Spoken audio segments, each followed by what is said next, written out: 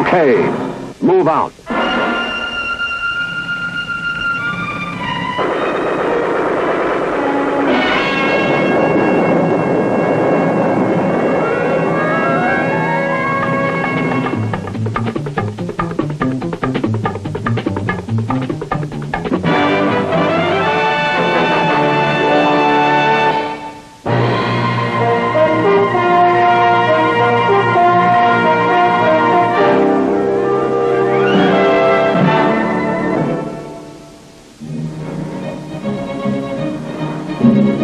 In the spring of 1965, the 1st United States Army combat troops were committed to the conflict raging in South Vietnam. The Viet Cong, fearful of the new M16 automatic weapon, called them the men with the little black rifles. Hanoi Hanna called them juvenile delinquents in green T-shirts. They were American paratroopers of the 173rd Airborne Brigade, and with fierce pride in their outfit, they called themselves the Sky Soldiers.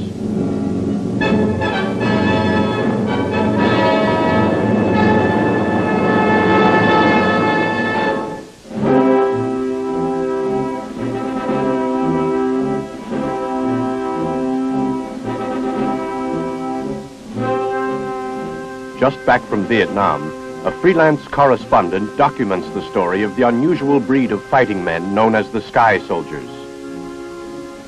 To learn their story, he lived with the paratroopers of the 173rd Airborne Brigade, followed them through the steaming jungles and rice paddies of South Vietnam, where they have made history. The first time I saw them was the morning of May 5th, 1965.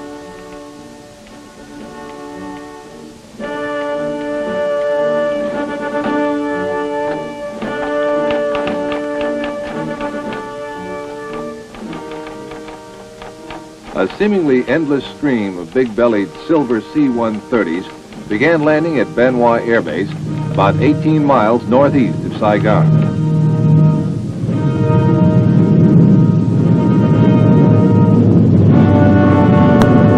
Along with other correspondents, I'd gone to Vietnam to cover the arrival of the first U.S. Army combat troops.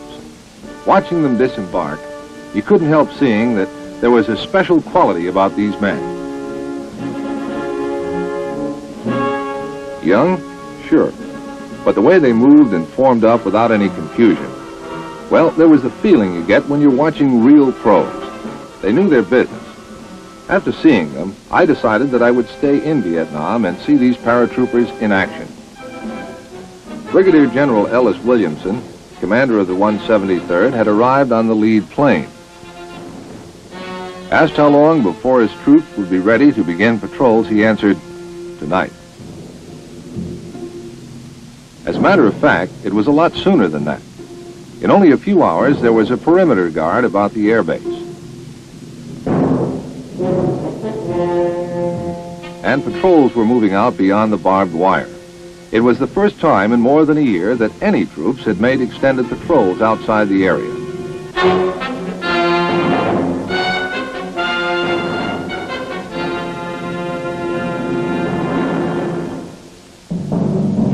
Besides setting up brigade headquarters at Biên Hòa, a task force was landed at Vung town. It consisted of an infantry battalion with engineer and medical units, and its job was to secure and defend that airfield. A few days later, the rest of the brigade's personnel and equipment arrived by sea.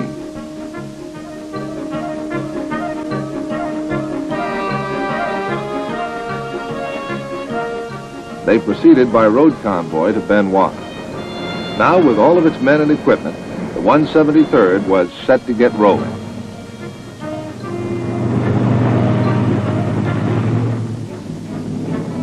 The next 2 weeks were spent in sharpening combat techniques and revising tactics.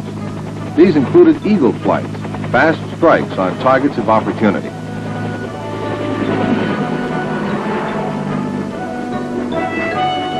And foot patrols in hostile areas. At the same time, the armor troops and the cavalry were making a show of force on the network of roads and conducting reconnaissance.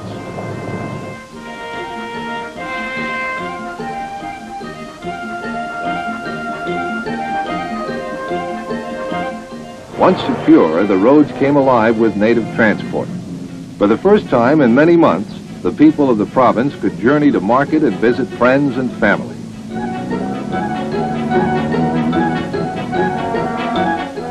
The 173rd is a separate brigade, meaning that it's not part of a division.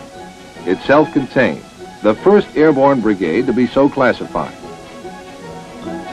At that time, the combat units consisted of 2 battalions of infantry, an artillery battalion with 3 firing batteries, a cavalry troop, and a company of armor. Combat support units included a medical company, a company of engineers, a maintenance company,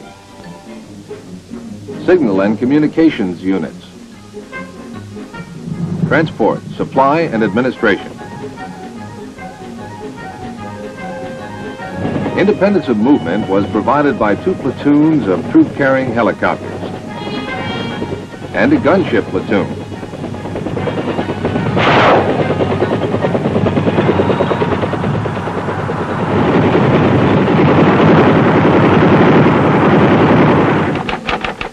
With the Biên area made secure, large-scale attacks against the enemy were mounted.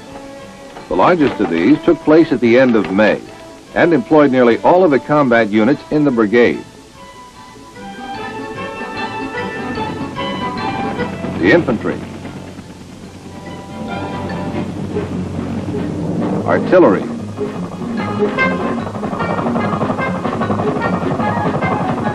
and cavalry,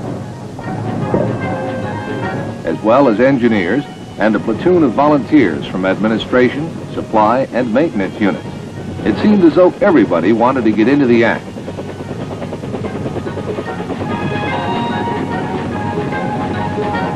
The operation was strictly an infantry-type air mobile assault.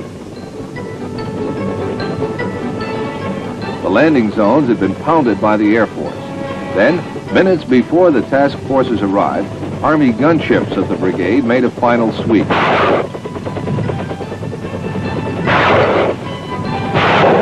The gunship platoon, nicknamed the Cowboys from their radio call sign, softened up the landing zones, or LZs.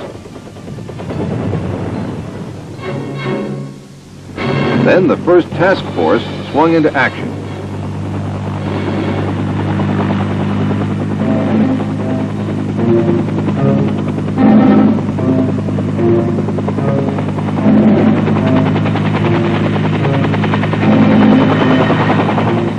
It was made up of cavalry, engineers, support troops, and artillery.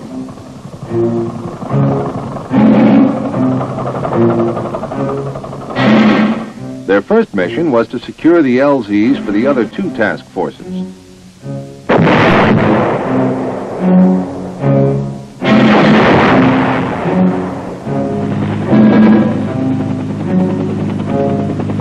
When the other 2 task forces landed, the first elements were already in high gear. The operation got underway quickly and efficiently. You had to be impressed. Young as they were, these men moved like veterans, like pros with years of experience. Officers and enlisted men all worked as a team. You don't get this good just by accident. There must be a good reason. I hadn't yet discovered just what it was. Almost from the moment this operation began, the Sky Soldiers met scattered enemy resistance.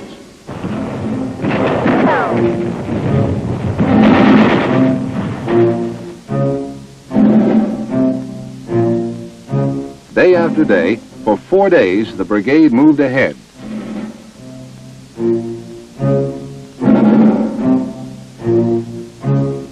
Sometimes through jungle so dense you could hardly see the sky. Other times over fields where there was no cover at all. everywhere the insects. And the heat pressing down like lead. Although the Viet Cong were hard to find and refused to hold their ground, many bunkers were uncovered.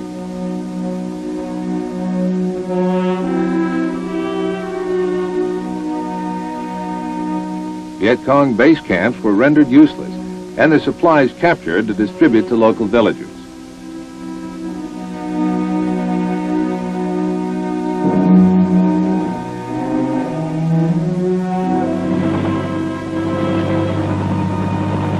At the end of the fourth day, the brigade was picked up and returned to Biên Hòa.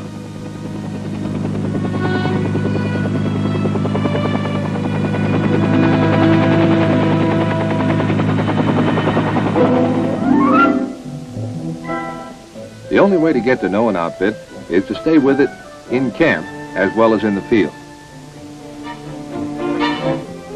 During the next few weeks, talking to the men gave me an opportunity to learn the brigade's background and explained much of the reason for its esprit de corps and its efficiency in combat.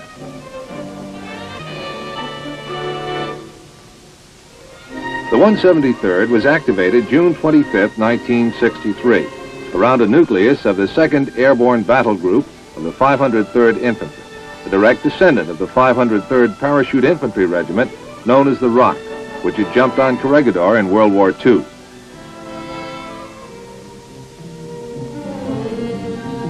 Around these men, they formed a balanced airborne combat force.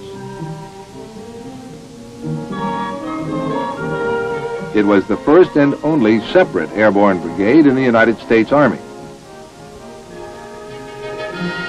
For 2 years, these men, under the command and guidance of General Williamson and his staff, had been working and training together until they'd been forged into a unique, self-supporting strike force, capable of handling any emergency, any time, any place.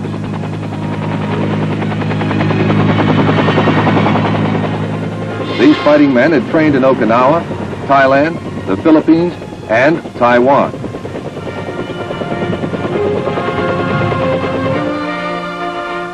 Their jungle skills had been honed razor sharp, and every last one was a qualified jumper. Airborne all the way.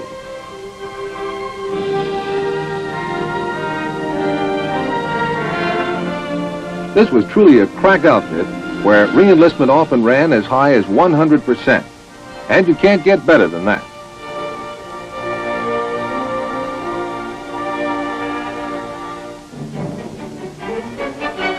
Although the brigade mounted many attacks in an area northeast of Saigon called War Zone D, which was supposed to be an impregnable Viet Cong fortress, contact with the enemy was always light and scattered. The VC preferred to lose large amounts of food and supplies and to give up their bases rather than stand and fight. It wasn't long before the Sky Soldiers found out why. Along with some captured supplies, documents were found which read, "Avoid fighting with the men who carry the little black rifles unless you have a much stronger force than they have." About this time, the brigade took on an international flavor. Attached to it were Australian troops, veterans of the Malaysian campaign, trained in counter-guerrilla warfare. These battle-seasoned soldiers were a welcome addition, fitting right in with the rest of the units. These Aussies were soon to be joined by troops from neighboring New Zealand.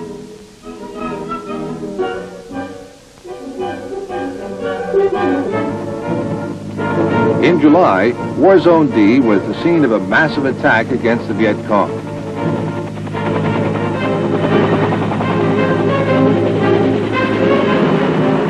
Vietnamese soldiers fought side by side with the troopers of the 173rd. It was a large-scale operation, with the full resources of the brigade employed against the Viet Cong. When the 173rd moves out on an operation like this, 60% of its support troops accompany the combat units.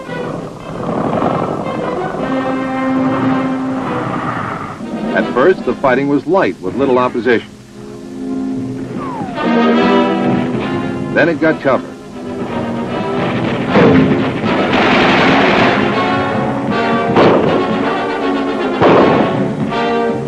The Sky Soldiers are tough, aggressive fighters, and the deeper into the jungle they went, the fiercer the fighting got. Wherever the enemy was too deeply entrenched, the artillery blasted them loose.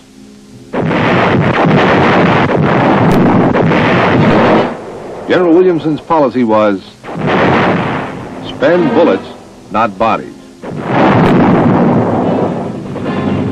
The operation lasted 4 days and was a tremendous success.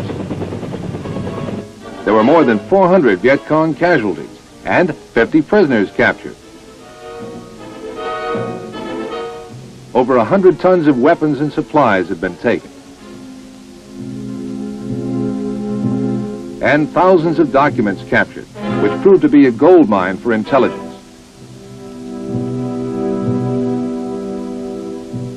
The brigade moved on from success to success. Phuoc Tuy, where a Viet Cong supply route was destroyed. Pleiku and Kon Tum in the Central Highlands to lift a siege and clear the roads for an ARVN relief column. And the so-called Iron Triangle. The Iron Triangle was an area where no friendly forces had set foot for more than a year.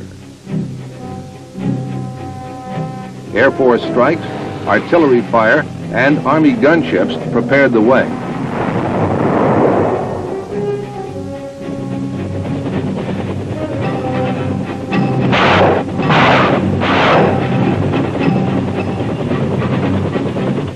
Then the infantry moved in, sweeping through the jungle.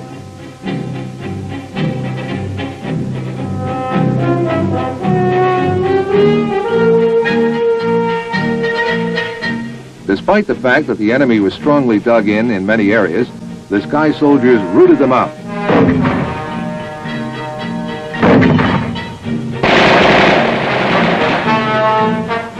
And kept pressing right on.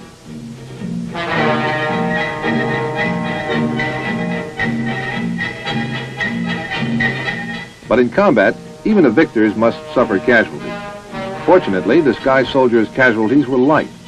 The medics exposed themselves time and again to care for the wounded.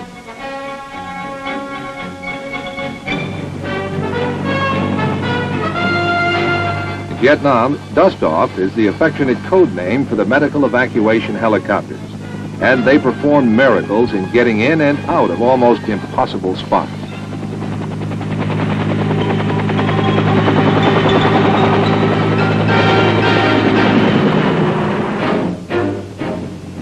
It took 6 days to work through the Iron Triangle. But when it was over, the Viet Cong had lost over 100 men, 6 camps, and thousands of pounds of supplies and food. The myth of the Iron Triangle had been broken and was to stay that way for over a year.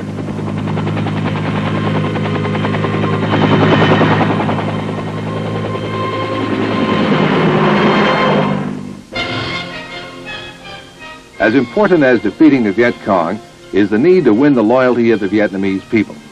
To this end, the men of the brigade applied themselves with the same spirit they showed in facing the enemy. A well-rounded program of civic action was initiated. An important part of it was routine medical treatment.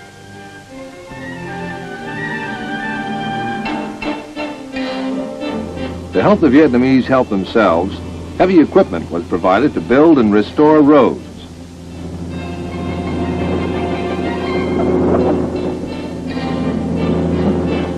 The men volunteered their free time to help in the construction of schools.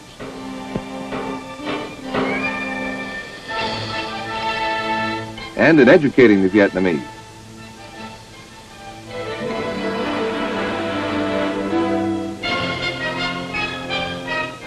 Food and clothing were provided for villagers who had fled from Viet Cong oppression.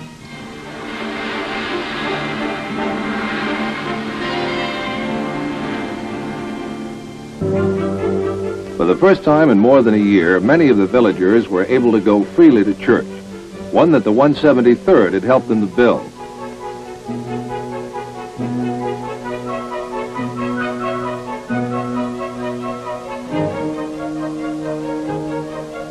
Sanitary wells were dug in villages that had never had clean, pure water.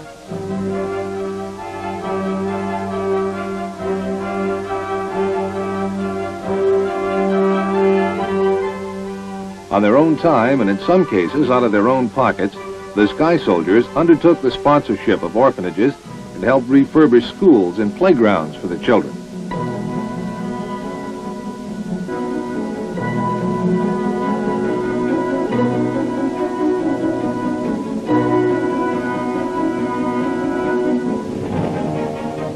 One of the brigade's most unique missions was Operation U Life. For more than 2 years, the Viet Cong had controlled the rice harvest in this rich and fertile area. The mission was to drive out the VC, restore government control, and protect the harvest. In addition to the airlifted troops, long-range ground patrols helped to forge a long chain, which drew tighter as the troops swept across the area. By moving at night as well as by day, the 173rd broke another myth, that only the Viet Cong dared to move in the dark.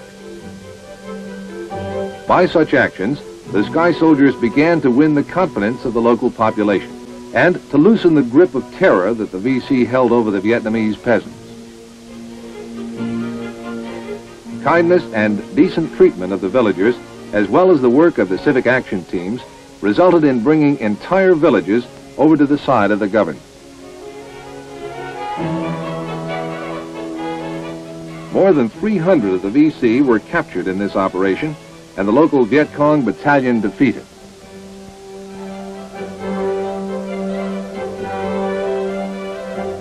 For the first time in 2 years, the people of the region harvested their crop without fear, and the local government could once again function. As proof of the effectiveness of civic action and psychological warfare efforts, nearly 60 ralliers or defectors from the Viet Cong came in with their weapons to surrender. For the 173rd, the missions continued.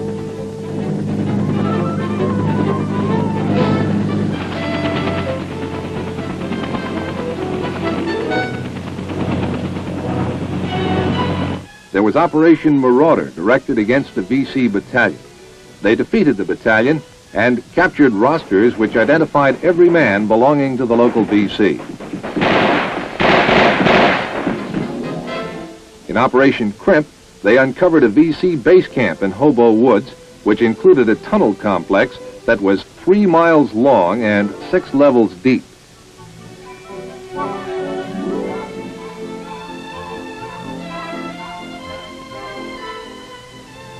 Operation followed operation. Dexter, Yorktown, Aurora 1, Aurora 2, Hardyhood, and Toledo with little or no break between operations. Operation Sioux City took them back to Zone D once again. Once more, the Viet Cong avoided full contact.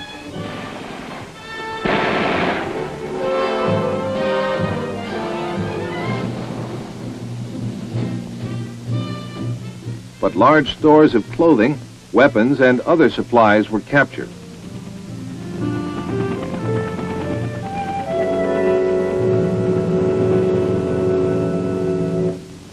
The last operation I saw the 173rd carry out was Junction City. This was to be the largest multi-division operation to date. The target was War Zone C, near the Cambodian border, northwest of Saigon.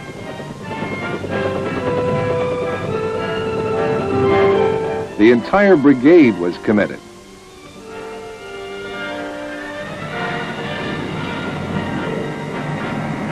But this time there was a difference. This was to be the first parachute deployment by American forces in the Vietnam conflict.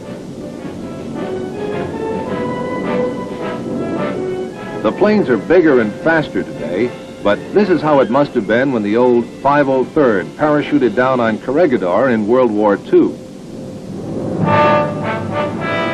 This is how it is with the men of the 173rd. No one hesitates, each one is raring to go. security was good, but there was some VC ground fire aimed at the paratroopers. A few of the jumpers found holes in their chutes to bear this out, but the only injuries were a few sprained ankles. When the jumpers were on the ground, the VC really opened up. The first job was to secure the drop zone. When it was secure, the C-130s began dropping the heavy stuff, equipment, and supplies.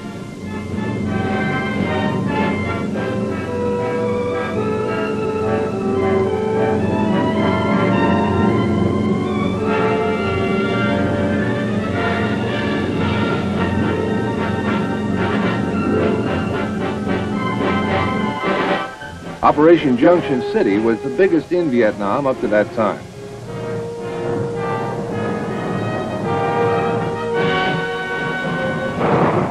Men of the 173rd did their job all the way.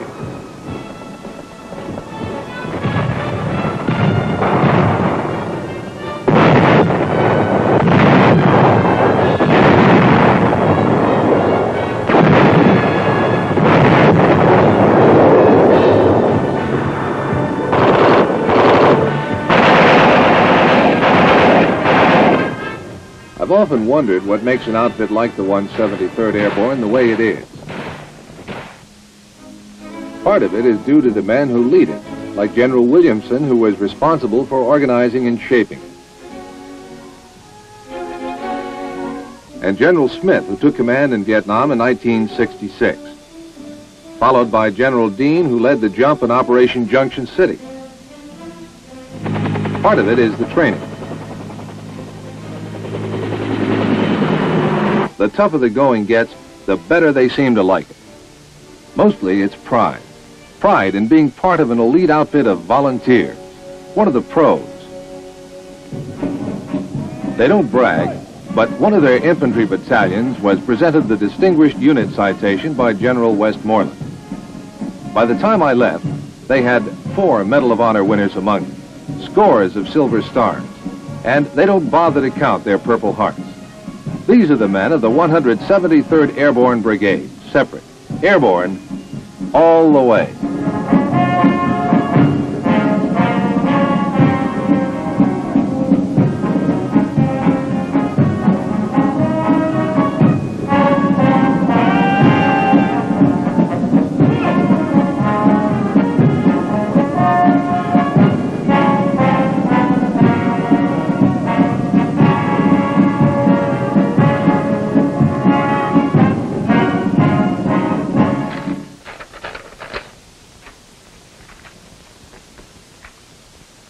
By now, most of the men of the 173rd that I knew have rotated to new assignments.